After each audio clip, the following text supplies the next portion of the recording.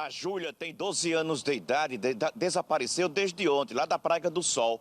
Até agora, não deu notícia. Ontem, quando eu acordei, às 9 da manhã, a Júlia já não estava em casa. E a gente começou a procurar, tentei ligar para ela, não consegui. E eu comecei a tentar olhar as coisas do quarto dela. Observei que ela estava sem o All-Star, não estava o All-Star, não estava o celular. Então ela trocou de roupa, ela tirou o pijama e saiu. Uma das vezes de que a gente acha é que ela tenha saído com essa moça, essa tal de Lohane, que estava tentando conversar com ela. Ela dizia que gostou muito do perfil da Júlia, que queria ensinar a Júlia marketing digital, que haveria um aulão essa semana e queria muito que Júlia fosse, que Júlia achava que ela poderia encontrar com Júlia. Júlia é uma menina muito educada, minha filha nunca saiu de casa sem falar comigo. E o mais desesperador é que a gente não consegue entender como Júlia saiu de casa sem nem falar. E o celular de Júlia, o último acesso que teve foi ontem de manhã e não conseguimos mais acesso nenhum.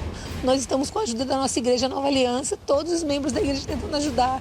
Muita gente tentou acessar, ninguém consegue acessar. A senhora já entrou em contato com o telefone da Júlia? Sim, muitas vezes. Desde quando eu acordei que vi que ela não estava em casa, a gente já ligou. Só está desligado, é isso? Está desligado ou fora da área de cobertura. O WhatsApp também não funciona? Nada funciona, nada funciona. Até que a gente conseguiu rastrear, o pai dela tentou rastrear lá do Paraná, deu uma localização em Lagoa do Boi, aí chegamos aqui, o policial verificou novamente, fez uma nova localização e constatou que era aqui em Paratibe. E nós começamos a procurar e até agora a gente não obtemos... José, você percebeu se ela levou alguma roupa? Não levou roupa nenhuma, ela foi com roupa do corpo. O telefone dela está dando desligado e a inteligência da Polícia Civil estava monitorando o telefone dela em algum momento. E de repente desaparece. Agora mesmo, recente, não deu nem a localização dela. É provável que ela já, pelo que consta na inteligência, esse telefone já está desligado, ela deve estar usando outro telefone, né? E a gente vê que se ela está se locomovendo desse jeito, está no Paratibe, já está lá, deve estar acompanhado com alguém, provavelmente até adulto. Não sabemos a verdadeira localização dela, poderia estar lá no Cristo. Está havendo diligências externas para tentar localizar essa criança de 12 anos de idade.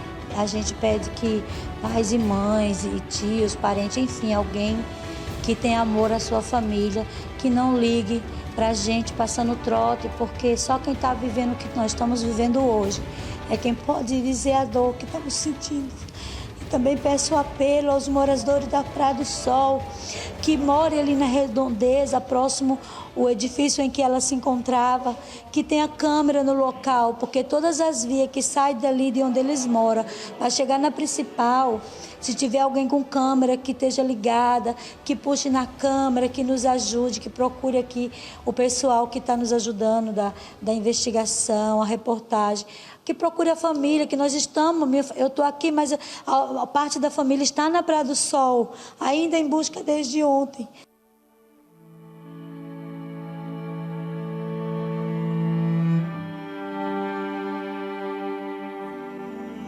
Sobre as águas eu caminhe, por onde quer que chames, leva-me mais fundo do que já estive, e minha fé será mais firme, Senhor, em tua presença. Nós abrimos a edição do programa Tribuna Livre desta quarta-feira, acompanhando, assim como desde o início, a informação inicial que era de desaparecimento da jovem Júlia dos Anjos. Desde a última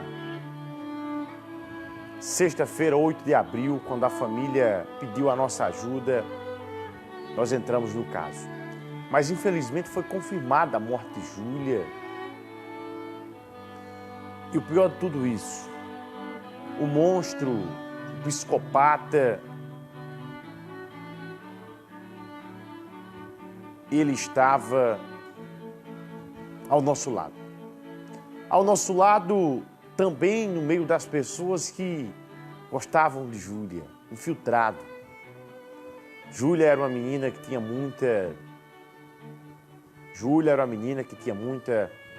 Alô, pessoal. Muita fé pela família, temente a Deus. E o que mais ela gostava de fazer era adorar a Deus. Através da dança, inclusive, como vocês observam nesse vídeo aí, era uma menina da igreja.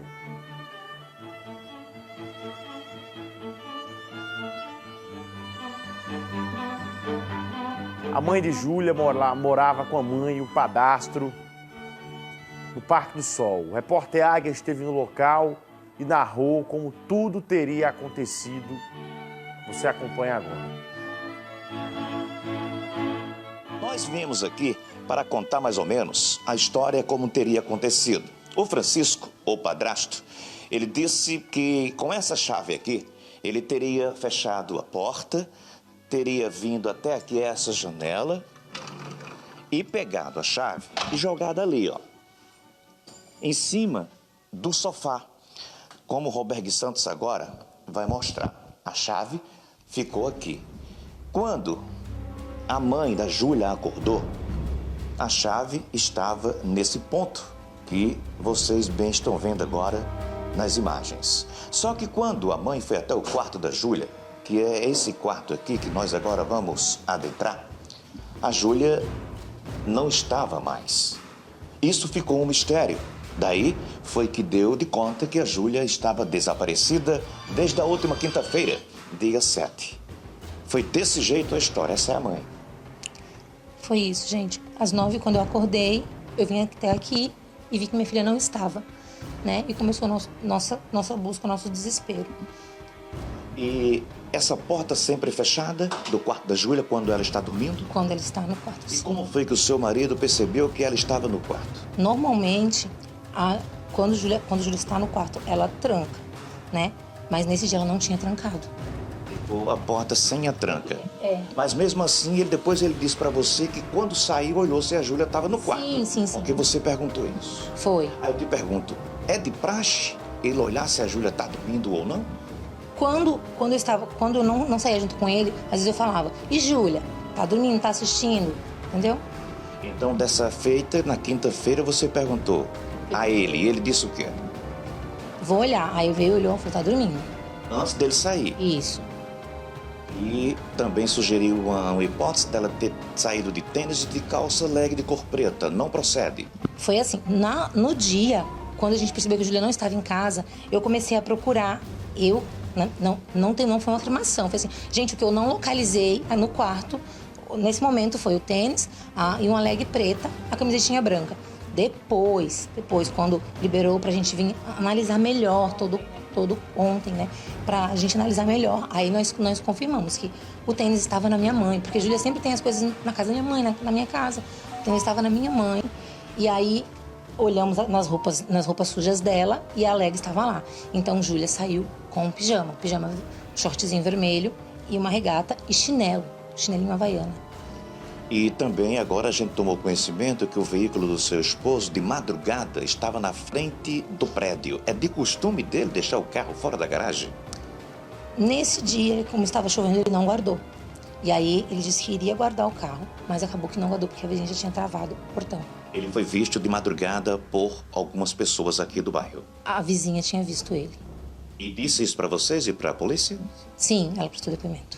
Bom, essa aqui é a tia. Ela também está desesperada com a situação. O quarto da Júlia está dessa forma todo bagunçado porque elas estavam procurando peças de roupas, tênis, para ter uma certeza que, na verdade, o que era que estava faltando da Júlia.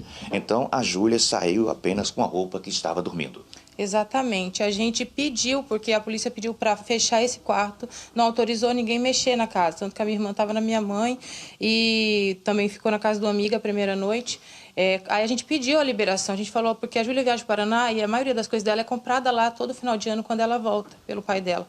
Aí a gente falou, libera pra gente, porque a gente vai lá e vê realmente, porque é tudo suposição.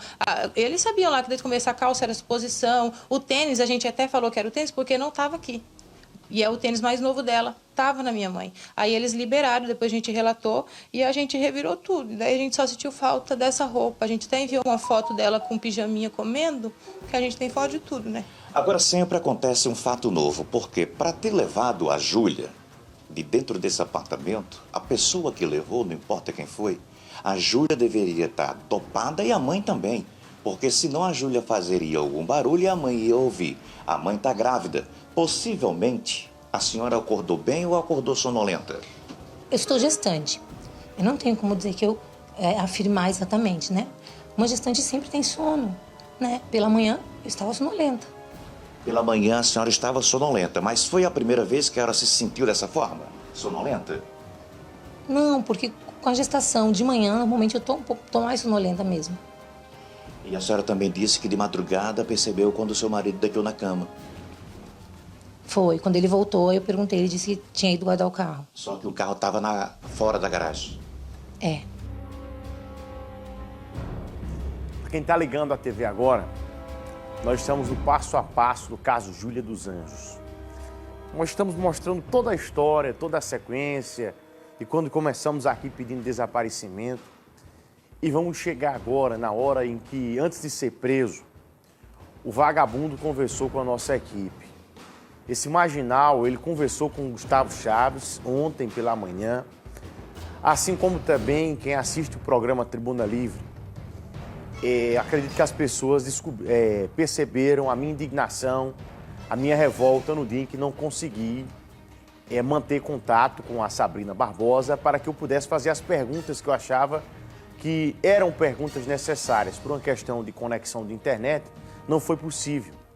Mas desde o momento em que Sabrina estava entrevistando esse canalha, eu estava aqui. Se eu tivesse feito as perguntas a ele, eu ia dizer aqui no ar, esse vagabundo está no meio.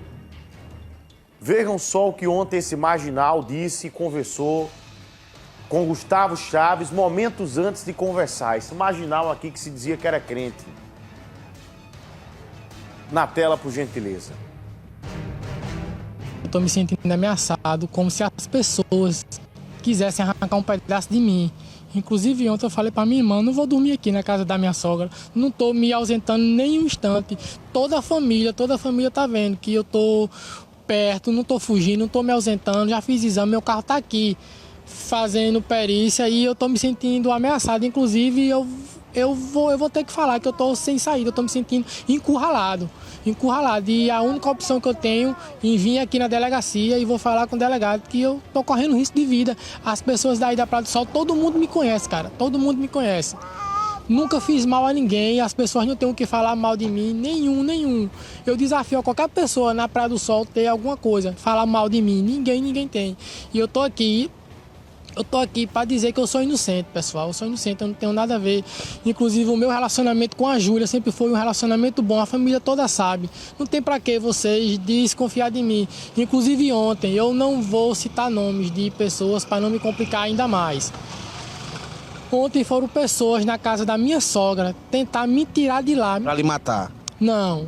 Eu não posso falar essa informação que foi para me matar ou não. A informação que eu tenho que foram para conversar comigo. Conversar comigo o quê? Vocês querem saber o que de mim? Viesse até mim e me perguntasse que eu não tenho nada a esconder. Eu tô aqui agora na delegacia para me resguardar até isso ser esclarecido. Eu sou inocente, eu não tenho nada a ver, não tenho nada a esconder. Eu quero que a Júlia apareça, inclusive não posso nem ficar, cara. Não posso nem ficar perto da minha esposa, que ela tá grávida. Eu não posso ficar perto dela, ela tá sozinha lá e eu aqui. Eu tô preocupado com ela. Eu quero que ache ela, eu vou achar ela. Vou achar ela. Eu não sei o que fazer, não. Eu não sei o que fazer mais, cara. Eu não sei o que fazer, eu não sei.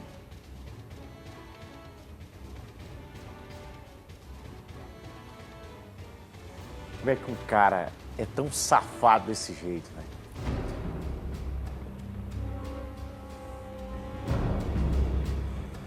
Rapaz, como é que o cara tem essa capacidade?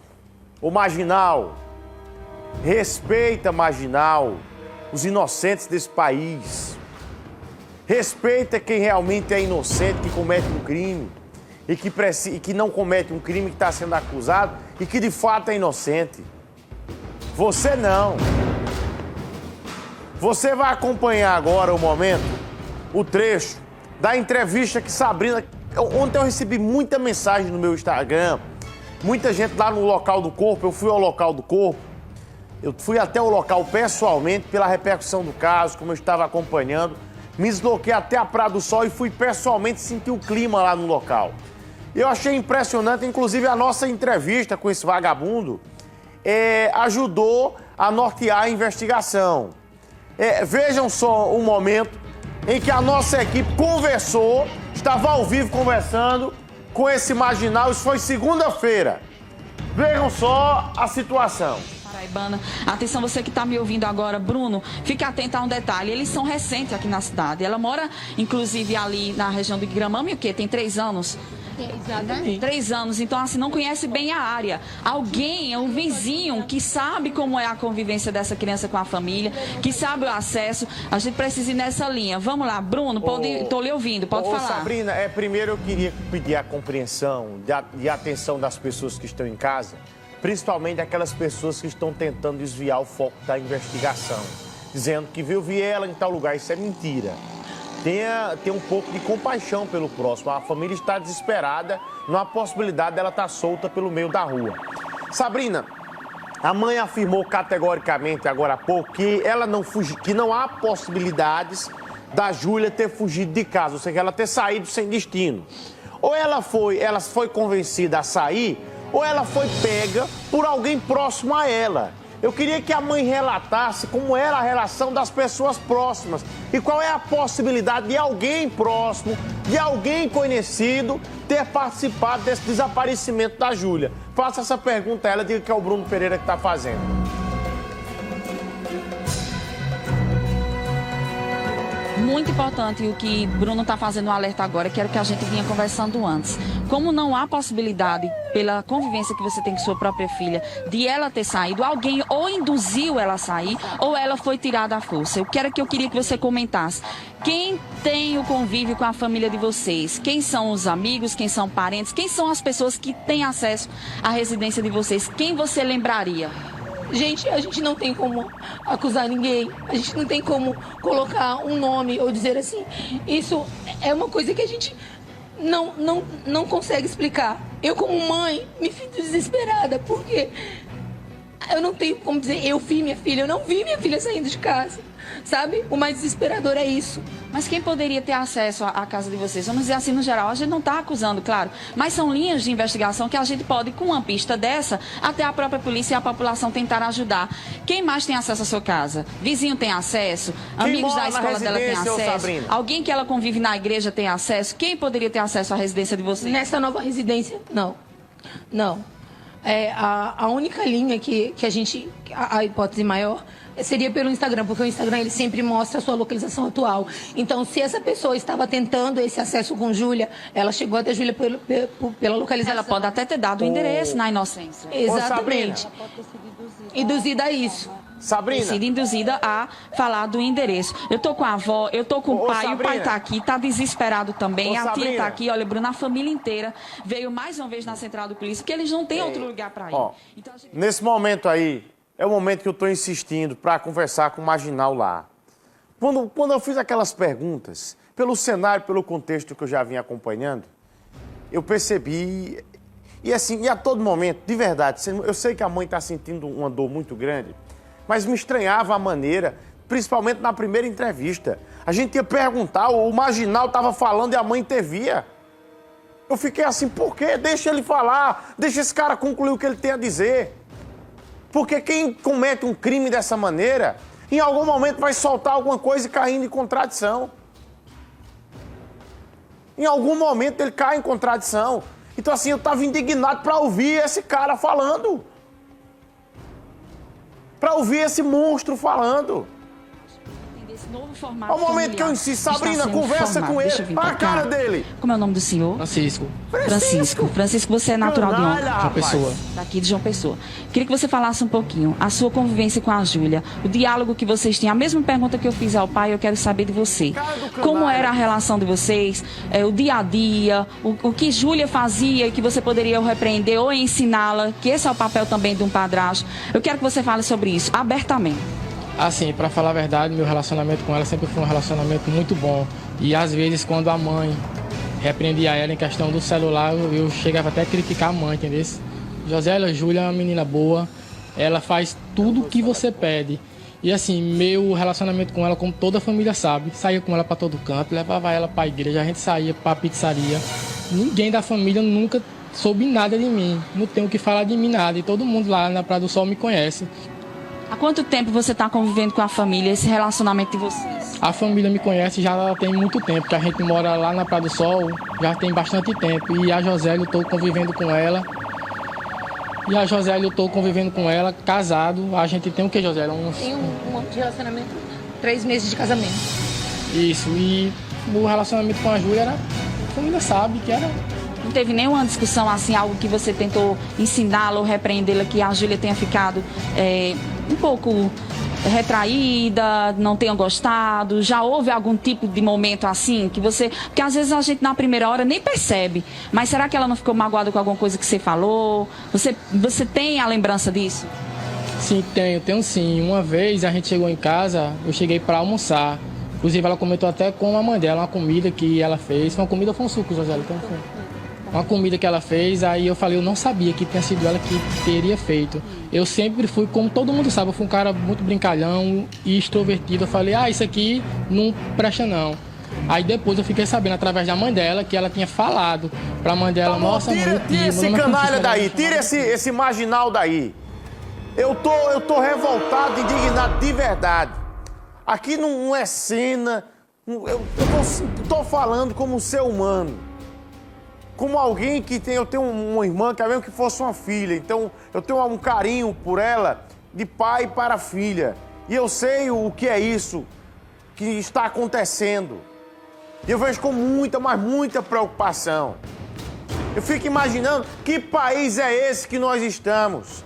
De um lado você tem o senhor Francisco Lopes, que a Júlia via nele a figura de um padrasto. O padrasto que muitas vezes exerce a função que deveria ser de um pai, mas que não deu certo uma relação. E a criança, essa aqui era uma criança, uma jovem criança, que via na figura desse monstro um pai. E esse canalha despistando os olhos da sociedade com uma Bíblia debaixo da mão para dizer que era crente, que era homem de Deus. Que é o que acontece muito nessa sociedade. De muita gente que tenta despistar os olhos da sociedade, despistar os olhos das pessoas para cometer atos e abusos que são coisas reprováveis aos olhos da nossa sociedade e aos olhos de Deus. Infelizmente, a triste história de Júlia, ao longo dos seus 12 anos de vida, ela foi interrompida. É uma criança que teve a vida tirada. É uma criança que, infelizmente, teve a vida interrompida por um marginal que conquistou a mãe da Júlia, se infiltrou na família igual um psicopata. Esse sim é um psicopata. E tem muito psicopata em muita residência. Na sua casa pode ter um agora. É impressionante. O psicopata, ele faz de tudo, convence, conquista. Depois que conquista, ele vai lá e comete o plano dele. A polícia está numa linha que eu acho que tem que ser investigada com muita profundeza de detalhes, que é a linha de abuso sexual. Porque ele não ia matar essa menina por um acaso. Contou ontem uma versão, eu matei a Júlia porque a mãe dela está grávida, tá grávida, e eu tinha medo que a Júlia não gostasse do filhinho que ia nascer, que ia ser meu filho. Que conversa é essa, marginal? Que conversa é essa? Você matou a Júlia pela sua covardia, pela sua perversidade, pelo espírito mau, ruim, pelo espírito péssimo que você tem. E ainda tem a capacidade de querer despistar a investigação. No primeiro dia da entrevista com o Águia aqui, o camarada, eu não quero falar. Desde a primeira vez, estava esse camarada lá de lado, a mãe dando entrevista, aí ele com o braço cruzado. Aí eu olhando pra ele assim, eu disse, ô Sabrina, quem é essa aí? Disse, é um parente que nós não vamos identificar. Sabrina não, Águia. Quem é essa aí? A própria mãe disse, ele é um parente, a gente não quer identificar ele não. E o mala lá, né? Aí o Águia foi perguntar, ele achou ruim, porque o Águia foi perguntar a ele. Eu olhei assim, é o parente, é? Olha quem é aqui. Aí, Bruno, tu tá dizendo tudo isso, tô dizendo tudo isso, porque ele abrir o jogo. Ele foi cercado. Minha gente, nós estamos diante de um cenário no país hoje, no mundo. Alguém pode dizer, cadê a polícia, cadê a justiça? Quase que semanalmente aqui nesse programa, diariamente eu mostro prisões. Quase que todo mês tem júri, tem pessoas condenadas a 10, 20, 30, 40 anos de cadeia. Tem criminoso sendo assassinado. Porque se esse marginal fosse pego agora no meio da rua, eu não tenho dúvidas que a justiça seria feita no meio da rua, que ele seria assassinado. Eu não tenho dúvidas. E mesmo assim os crimes permanecem acontecendo. O que está acontecendo hoje na nossa humanidade não é somente questão de impunidade, de justiça, de polícia. É uma questão pessoal de cada um. Da falta de empatia, da falta de amor, da falta de compaixão. O problema está na gente, no nosso distanciamento com Deus. Aí você fala, ô Bruno, mas a questão de polícia, você pode colocar um policial em cada esquina, em cada rua, viatura, arma, aumentar a pena para 400 anos, mas o crime acontece dentro de casa. Quem é que ia evitar que esse crime acontecesse? Qual era a polícia que ia evitar? Eu pergunto, qual era a polícia que ia evitar? E igual esse caso aí, outros irão acontecer.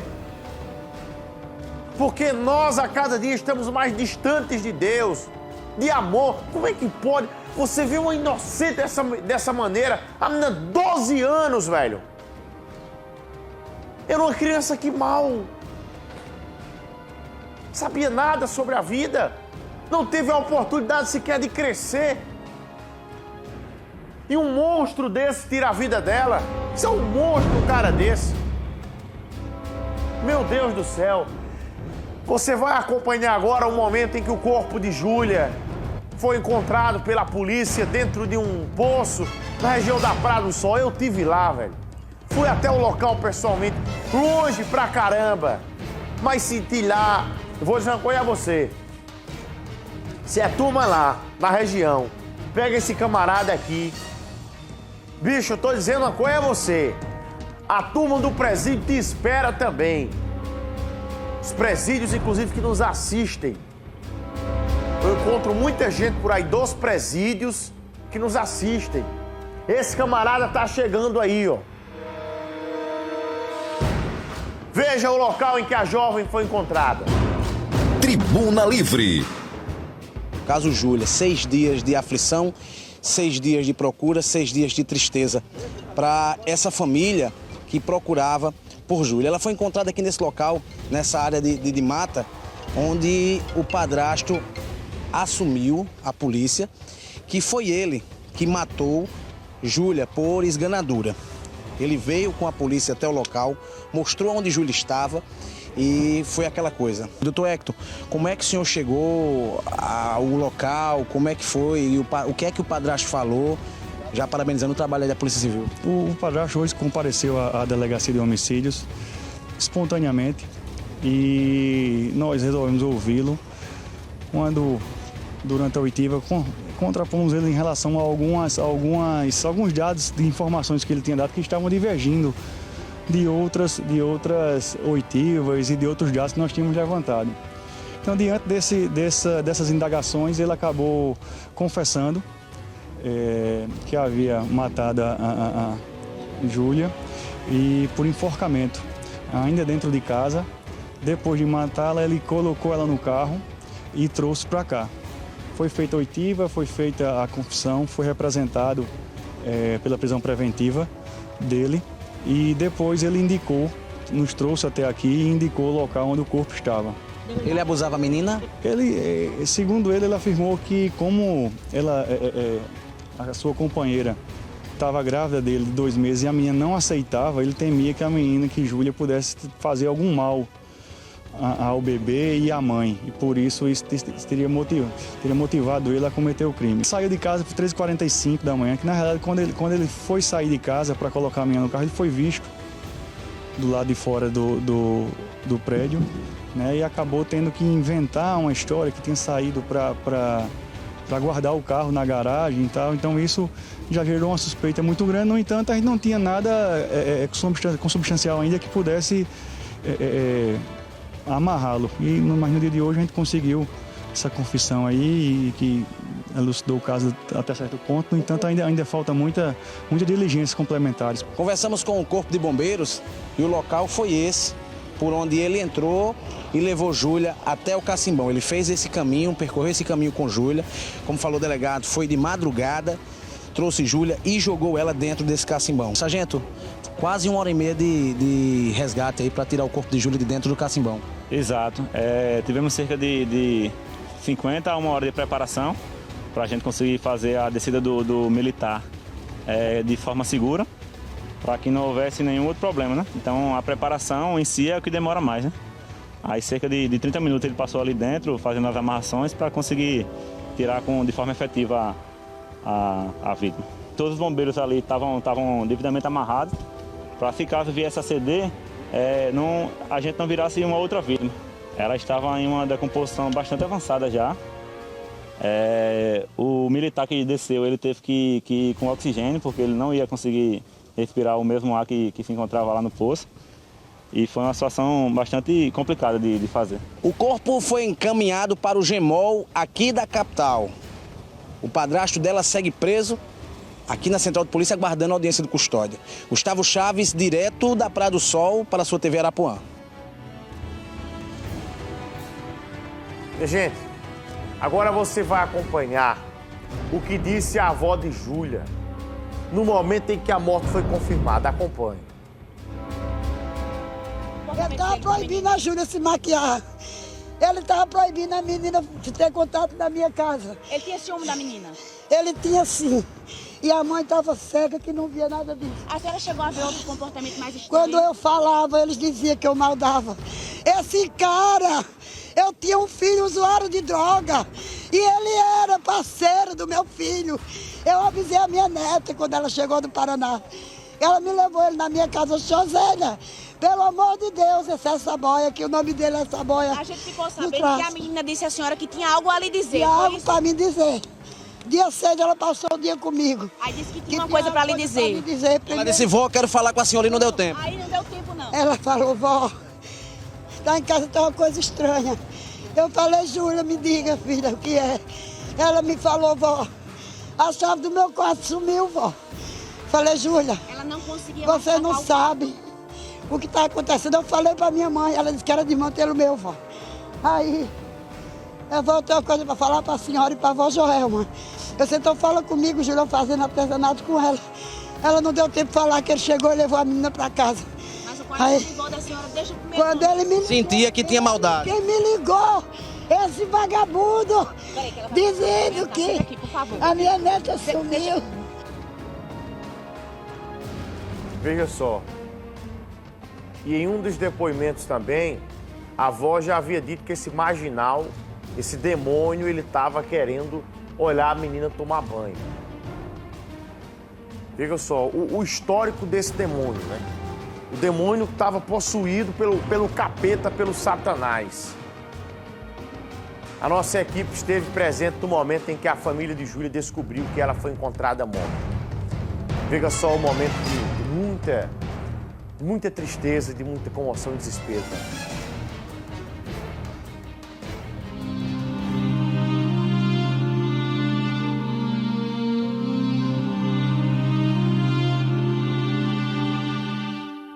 A Júlia, de apenas 12 anos de idade, que encontra-se desaparecida há mais de 24 horas. Realmente é um mistério em João Pessoa.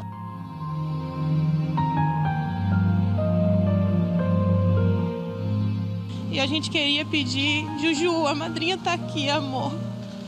Se você puder tá vendo isso, a madrinha veio te buscar, o papai tá aqui. A Karina tá aqui, você sabe como a gente ama você. Após 5 dias de muita angústia, de muita procura, de envolvimento da polícia, da imprensa e da família da Júlia, a família tomou conhecimento que a Júlia foi encontrada morta no sistema Arapuã de comunicação na sua TV Arapuã. Nós registramos tudo quando o delegado trouxe a informação que a Júlia foi encontrada morta próximo ao prédio onde ela morava com os pais. Desespero muito grande aqui da família, a tia. Veja só o desespero da família.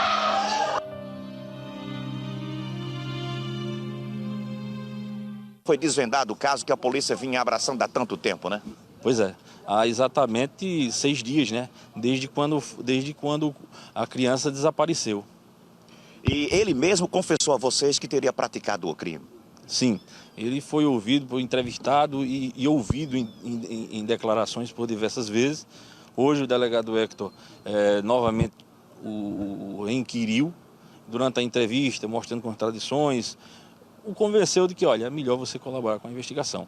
Ele então confessou o crime e foi até o local onde o corpo foi deixado para que o corpo fosse resgatado. O local está sendo periciado, o corpo vai ser também passar pela necrópsia no Departamento de Medicina Legal e segue o curso do inquérito. Como a prisão se deu hoje, a Polícia Civil tem agora 10 dias para concluir e encaminhar para o Ministério Público, que pode requisitar diligências complementares ou então já oferecer a denúncia. Uma vez recebida essa denúncia pelo Poder Judiciário, dá-se início à ação criminal. Doutor, 2 pontos de investigação. Uns arranhões de unhas que possivelmente ele tinha no pescoço, que ele disse que foi giletes, e também a questão da mãe ter sido dopada. Isso ajudou a polícia? Não é possível dizer que a mãe foi dopada. E aqueles arranhões que existiam no pescoço e a própria mãe diz, não, isso foi fazendo a barba. Só que fazendo a barba, se ele estava com barba. Então, isso foi uma das contradições que foi apresentada. Foi um ponto. E ela passa por exame se foi estuprada ou não? Ela vai passar, sim, no exame necroscópico. Agora, é preciso verificar outros elementos, as condições do corpo, em razão do tempo decorrido, o corpo estava dentro d'água. Mas vamos ver como é que ela estava vestida, estava despida. São todos os detalhes que podem chegar a essa conclusão, se houve um abuso sexual ou não. Bom, a Júlia foi encontrada dentro de um cacimbão, ela estava boiando, estava totalmente despida, isso quer dizer que há um indício de estupro. Mas agora vai ter que fazer todo um exame para saber se ela foi estuprada ou não. Mas aí fica a pergunta, por que matou a Júlia? Com imagens do Roberg Santos, o Correberg, repórter Águia para a sua TV Arapuã, a TV que a gente faz. Olha, eu quero agradecer as pessoas que estão nos acompanhando agora, inclusive no Instagram da TV Arapuã. Agora estávamos com 2.500 pessoas assistindo somente através do Facebook da TV Arapuã. Estavam ao vivo agora, no momento inclusive anterior em que a gente estava mostrando a sonora do caso. Muito obrigado às pessoas que nos acompanham também pelas redes sociais, tá certo? Olha, o repórter Águia conversou com familiares de Júlia após receber a notícia da morte da menina. Acompanhe. A desconfiança que a gente tinha foi confirmada, né? Confirmada, aquele maldito matou a minha menina. E aquele infeliz, a irmã dele acobertou tudo, aquele satanás. Ele é até usuário de drogas, né? Não sei, eu não conheço. Por que ele fez isso com a pequena? Satanás, é um cão.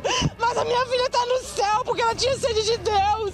Mas ele vai queimar no inferno e eu vou junto com ele. Toda a família desconfiava dele, né? Toda a família? Toda a família desconfiava, a gente pediu 1000 vezes, aperta ele, aperta. Aí eles falaram, mas ia adiantar de quê? Eu ia enterrar minha filha, agora eu achei minha menina decomposta. Eu quero aquele cão. Não vai ter quem se faça aquele infeliz ficar vivo. Ele fingiu muito bem procurando... Fingiu, esse demônio debochou da gente. Aquele arranhão de unha e a chave foi a história pra ele ser preso. A chave, foi a hora da chave que a gente pegou ele, porque ela não tinha altura pra jogar aquela chave. Mas eles aqui é lenta, a polícia foi lenta, acharam, mas a gente falou desde o princípio, aperta esse demônio, aperta esse cão, e eles não fizeram. Eles falaram que não tinha base nem pra prender ele pra averiguação. Esse satanás matou a minha menina, ela não merecia isso. Jefferson, a gente que acompanhou tudo, realmente a gente tava certo, numa linha certa, né? Uma desconfiança positiva que a gente tinha dele. Correto, sim. Jefferson, você perdoa ele? Não. Não? O que ele fez não se faz, né? Você acredita que ele matou por quê? Para estuprá-la? Não sei o que aconteceu, não sei o que foi. Olha, eu já vou girar com informações ao vivo sobre esse caso, cobertura completa aqui no programa Tribuna Livre. Vamos seguir falando sobre o caso, agora ao vivo, direto do Instituto de Polícia no momento da saída dele do IML. Vamos reportar ao vivo, pessoal. 6h42. É o momento em que ele saía do IPC.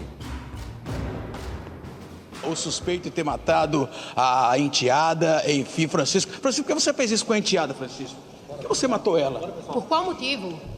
Você é um bom ator, viu, cara? A Globo perdeu um grande artista. Você chorou? Parecia verdadeiro o seu choro. Você matou Júlia por quê? Porque você matou a menina? Você fala em sua defesa. O que você fala em sua defesa? Fala aí pra gente. Você quer falar em sua defesa? Você não vai falar não, você ficou... Francisco será levado, né? Mas chorou, né?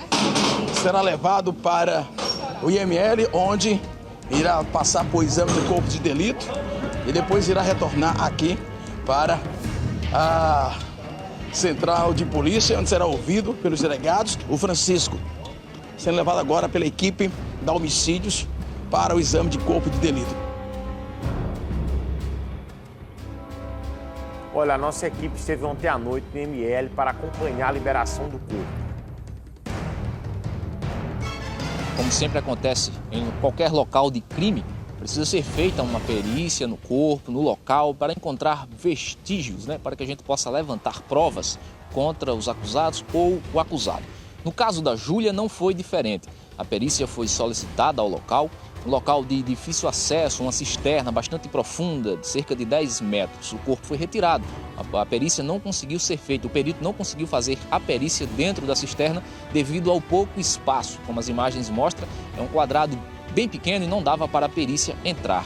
O corpo foi retirado já em estado de decomposição e o perito conversou comigo em off, ele não quis gravar a entrevista, mas ele falou alguns detalhes que eu vou trazer agora aqui para você. O corpo, além de estar em estado de decomposição, no corpo existiam algumas fraturas que não dá para dizer se foi da queda ou se ela já teria sido jogada dentro da cisterna com essas fraturas pelo corpo.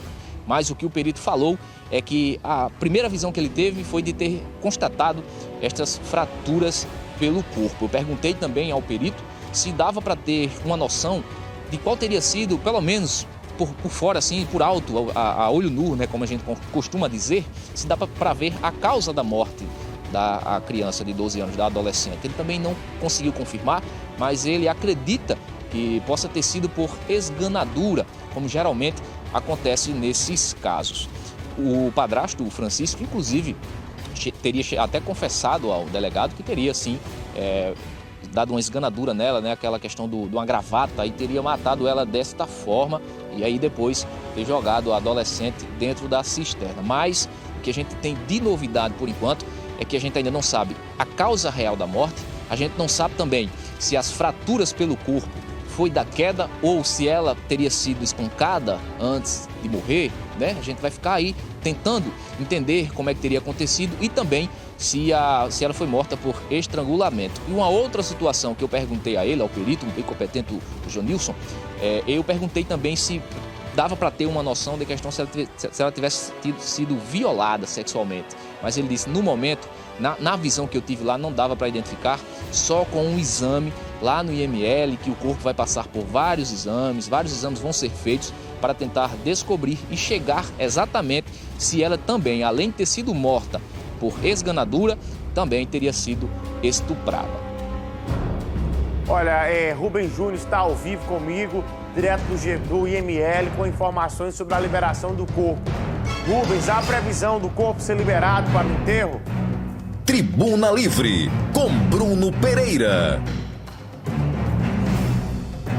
Ok, bom dia, Bruno Pereira, bom dia, amigos do Tribuna Livre. Claro, Bruno, que num momento como esse não dá pra gente entrar com a nossa alegria de sempre, O momento requer muita tristeza e solidariedade à família por essa tragédia que aconteceu. De alguém tão próximo que tira a vida de uma criança que tinha toda uma vida pela frente. Mas, infelizmente, o corpo da Júlia vai demorar um pouco ainda para ser liberado aqui no Chevron. Há um processo em em situações como essa, Bruno, em que o corpo está em estado de decomposição, que é preciso fazer um congelamento por um certo tempo para que possa o corpo ficar em rigidez cadavérico, para poder fazer alguns exames, uma autópsia minuciosa, porque aqui é preciso constatar se ela sofreu agressão, se ela foi estuprada, aí vai fazer o exame de constituição carnal, né, para ver se tem vestígios ainda nas partes íntimas da menina, né, saber se houve algum dilaceramento das partes íntimas dela.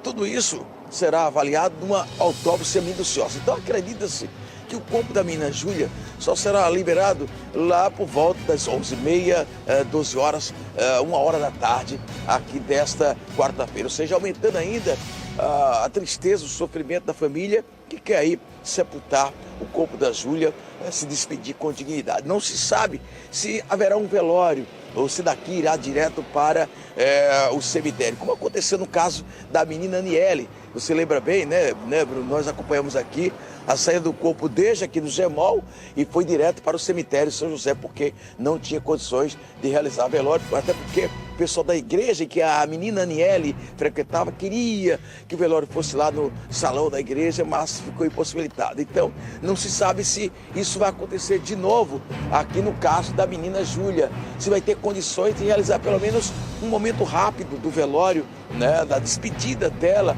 ou se daqui irá direto para ser sepultado aqui em um dos cemitérios da capital, né? Não sabe se será sepultado no cemitério do Cristo, a família não decidiu, se lá no cemitério do Moço Magro, que é o cemitério mais próximo da região onde a família reside. O que se tem de concreto é de que essa autópsia é uma autópsia diferenciada e que vai requerer realmente um trabalho mais detalhado, com mais cuidado por parte da equipe de legista aqui do Gemol no Cristo Redentor. Portanto, a expectativa é que o expediente aqui começa por volta das 8 horas, 8h30 da manhã. E aí que comece o trabalho, né, de tirar do corpo, tirar o corpo que está na câmara frigorífica, né, e aí começar o trabalho de autópsia no corpo da menina Júlia. Portanto, a expectativa é de que o corpo só seja liberado depois das 10 horas da manhã, variando aí 11, meio-dia, 1h da tarde. E a grande dúvida vai ter condições do velório para poder fazer o sepultamento ou sai daqui direto para o sepultamento? Isso aí a família está decidindo de acordo com o que vai dizer aqui os legistas do NUMOL. Com imagens do Gilmar Vieira, repórter Rubens Júnior, ao vivo para o Tribuna Livre. Eu volto com você. 26h49, eu vou ao vivo a Sabrina Barbosa, que está agora ao lado do delegado Rodolfo Santa Cruz, titular da Delegacia de Homicídios da capital. Bom dia, Sabrina. Oi, Bruno. Oi, vocês aí de casa. Bom dia para todos vocês. Olha, nós estamos aqui com o delegado, o Dr. Rodolfo Santa Cruz, que vai esclarecer um pouquinho como é que fica essa situação da garotinha Júlia. O padrasto dela, o Francisco, revelou o crime ontem. Ele está preso, inclusive a audiência de custódia vai acontecer daqui a pouquinho. E a gente vai conversar com o Dr. Rodolfo sobre, e agora? Quais são os próximos procedimentos? Você já tem uma noção, inclusive, sobre como foi que a garotinha Júlia foi morta. Eu queria que o senhor esclarecesse um pouquinho sobre este caso que abalou a Paraíba. Bom dia. Bom dia. Por hora não temos ainda em mãos à disposição o laudo tanatoscópico. Mas o investigado, o Francisco Lopes, ele confessa que a assassinou por esganadura, asfixiada por esganadura. Além ele hoje passa pela audiência de custódia, vai ser recambiado certamente para alguma das unidades prisionais. Acredito que o delegado Hector ainda pretenda fazer algumas oitivas, a exemplo da avó da criança, que prestou algumas informações na imprensa e que tem relevância para a investigação, e aguardar os laudos, né? Local de crime, tanatoscópico, sexológico, e a identificação do corpo, porque a investigação sabe que aquele corpo era da Júlia dos Anjos.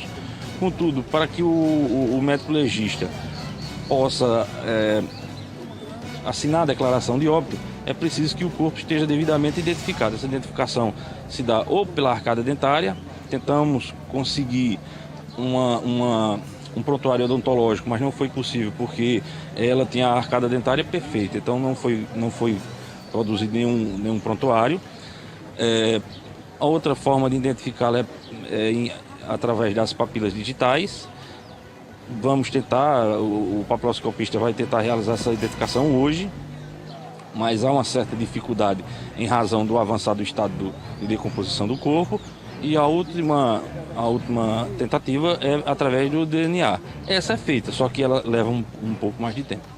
Quando o senhor fala ainda sobre alguns elementos que precisam compor toda essa questão do crime que leva à morte da garotinha Júlia, muitas pessoas estão levantando, inclusive a própria família, suspeitas de que havia atos de estupro ou uma situação em relação a essa questão. Vocês vão avaliar também sobre isso? Não tenho dúvida, não tenho dúvida. E é evidente esse questionamento, porque seria a única razão que levasse o padrasto a cometer esse crime, seria para silenciar, para calar a jovem vítima inocente Júlia. Nesses casos, inclusive muitas pessoas, a própria população e a própria família também questionou um pouco da demora para chegar até uma linha de investigação. É comum acontecer um pouco essa demora até se chegar a um possível suspeito? Não havia para a polícia, não houve, para a segurança pública, não houve tanta demora assim. Foram 6 dias. Não há tanta demora assim. Para a família da vítima, 6 dias são 60 anos. É demorado mesmo. Quanto à linha de investigação, existia sim linha de investigação. Ninguém no estado tinha outro suspeito que não fosse o Francisco Lopes. A polícia também. Só que não podíamos, naquele instante, durante a investigação, apontar o dedo para ele, seja na imprensa, seja numa conversa informal, como sendo ele o nosso principal suspeito, porque precisávamos de elementos para pedir medidas cautelares. Depois de todas as contradições, de todas as evidências, de todos os indícios, ele foi novamente reinquirido, foi colocado... foi confrontado diante das evidências e aí então ele assumiu a culpa e ajudou a localizar o corpo. Não é que tenha havido demora, houve o emprego correto da técnica e nós compreendemos a angústia da família, mas não podemos ser irresponsáveis para agir de maneira atabalhoada, deixando a técnica investigativa à margem. Inclusive, ele contradisse no depoimento, tanto na polícia, com as 2 vezes, como também nas entrevistas na nossa TV, por exemplo. Alguns elementos foram suficientes para comprovar que ele estava contradizendo. Que pontos desses depoimentos o senhor pode classificar como a maior contradição que Francisco cometeu? Não tem uma fala mais contraditória. O conjunto, foi o conjunto.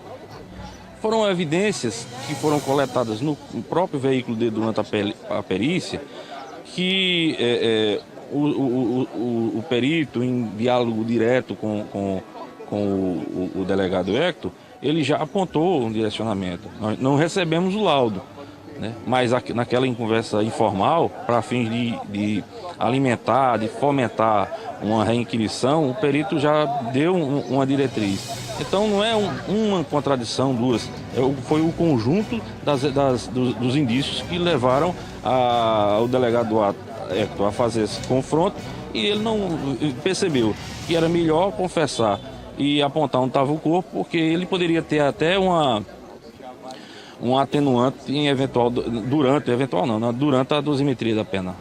Gostaria de agradecer pelos seus esclarecimentos, delegado, e também gostaria de saber se já tem uma data prevista, na verdade um horário previsto para a audiência de custódia.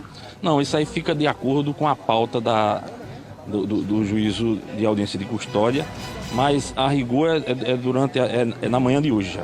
Ainda acontece hoje? Acontece hoje, com certeza. Obrigada mais uma vez, bom dia.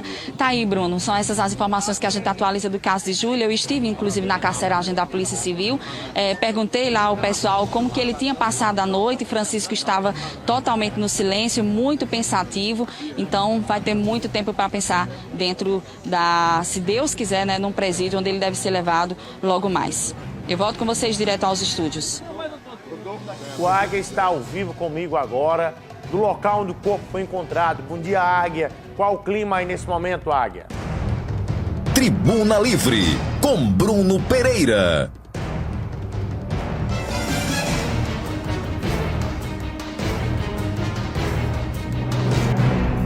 Tribuna Livre, com Bruno Pereira.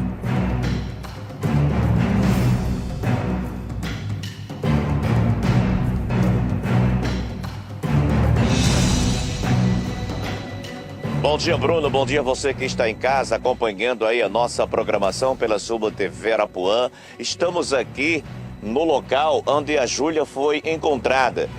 Essa rua aqui, se você descer direto, vai dar lá nas barracas aqui da Praia do Sol. E a gente agora vai subir aqui essa rampazinha. Vem comigo, Roberg, para que a gente possa mostrar o local que a Júlia foi encontrada. Eu conversei com algumas pessoas que moram por aqui e disseram que alguns cacimbões, tipo esse aqui que a Júlia foi encontrada, existem por aqui porque aqui é área de fazenda. Tem de 3 a 4 cacimbões desse aqui. E vejam que tem uma tampa. Eu acredito que se o Francisco, o padrasto da Júlia, não tivesse encurralado a pressão da polícia, a pressão da imprensa, e ele não tivesse confessado, produção, ia ser difícil de encontrar a Júlia. A Júlia foi encontrada com algumas fraturas pelo corpo, porque o poço é muito grande, e ele, além de matar a Júlia, ele jogou ela dentro desse poço que tem quase 15 metros de profundidade. E a polícia agora vai trabalhar para ver se, na verdade, ele estava só nessa. Agora, existem vários pontos, como eu já disse no rádio com Samuca Duarte agora há pouco, que possivelmente ele já vinha violentando essa criança, essa pré-adolescente, né? 12 anos já é pré-adolescente. Será que ele descobriu que ela estava grávida? Será que ele percebeu que o pai tinha vindo para cá e estava próximo às férias dela, como ela sempre passava as férias com os pais, ou seja, com o pai? Será que ele teve medo que ela ia contar ao pai que estava sendo violentada pelo Francisco, pelo padrasto, o marido da mãe atual? É uma situação delicada, complicada, que a polícia vai trabalhar, vai fazer um exame no corpo também para saber se houve abuso sexual. Mas na minha mente, na minha experiência, um homem, quando mata uma criança, principalmente do sexo feminino, é para a prática da violência sexual, não tem outra dúvida. Ele está alegando que matou a pequena Júlia porque estava com medo do bebê dele com a mãe da Júlia nascesse e ela fosse maltratar a criança com ciúmes. Isso não existe. Ele praticou esse fato para a prática do abuso sexual, não tenho dúvidas. Agora, eu não sei se, já que o corpo encontra-se em estado adiantado de decomposição, com os exames possa comprovar se houve ou não a violência sexual, porque após esses dias dificulta o trabalho da perícia. Uma área de mata fechada, onde alguns usuários de drogas vêm para cá para fazer o uso da droga. Como o Francisco é usuário, possivelmente ele sabia da existência desse poço. Outro ponto, ele disse que matou a Júlia através de esganadura dentro do quarto da Júlia.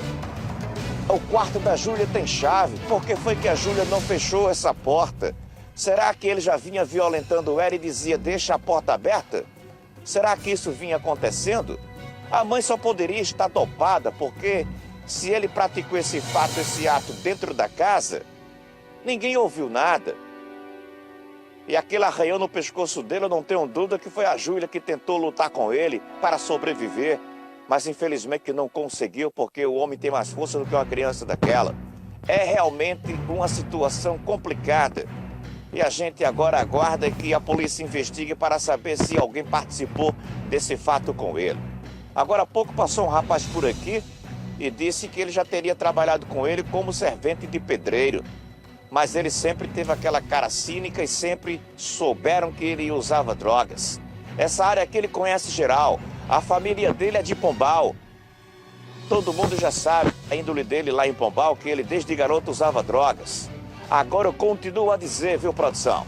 Se ele não tivesse confessado à polícia por conta da pressão da imprensa e por conta da investigação da Polícia Civil, que eu quero parabenizar todos da Polícia Civil, principalmente os delegados, Dr. Rodolfo Santa Cruz e o Dr. Hector, e os policiais civis que entraram de peito, encararam, foram para cima.